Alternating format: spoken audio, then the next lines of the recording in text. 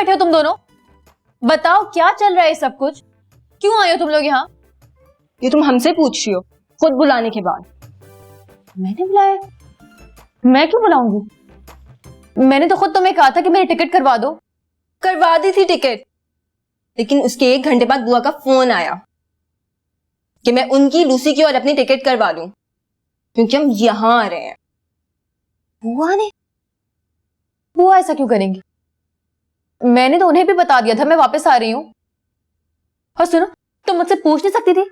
देखा, कहा था मैंने निशा को फोन कर लो, मुझे कुछ गड़बड़ लग रही थी। मुझे गुस्सा आ रहा था कि जब सारा प्लान डन हो गया फिर तुम यहाँ पे बुला रही हो, इसलिए गुस्से से मैंने फोन ही नहीं किया। तो जरूर फारिस ने बुआ को बताया होगा।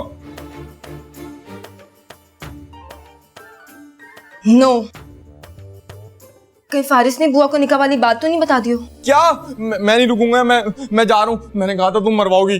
लूसी, अब क्या असली में निकाह करूंगा?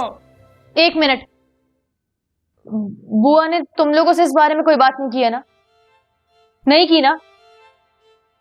इसका मतलब उन्हें कुछ नहीं पता। तो फिर फारिस ने क्या बात की होगी बुआ से? पता नहीं, फारिस से पूछना पड़ेगा मुझे। समझ नहीं आ रहा।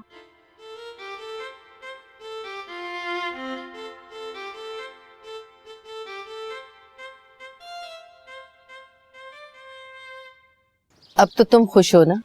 तुम्हें याद है कितना उदास थे जब रोमी से तुम्हारी मंगनी टूटी थी? देखो बेटा, अल्लाह ताला जो करता है ना उसमें भलाई होती है। जी बुआ।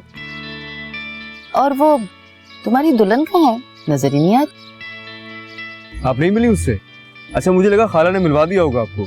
नहीं, तुम्हारी खाला मिली थी, लेकिन उन्होंने मुझसे कहा यहाँ बैठ जाए जरा ठंडे में, और दुल्हन जो है वो चाय लेके आएगी आपके पास। अच्छा।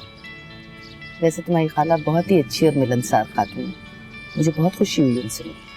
खुशी तो मुझे भी बहुत है कि आप इस तरह मेरी एक कॉल पे आ गई बुआ। बेटा आना तो था। वो निशा भी आ रही थी, फिर तुमने फोन करके बताया कि उसकी फ्लाइट कैंसिल हो गई। क्या चक्कर है, क्या हुआ है? मुझे तो कुछ समझ में नहीं आया। काम क्या था उसे? मेरे जहन से निकल गया। अब देखे तीनों गायब हैं, पता नहीं कहाँ हैं।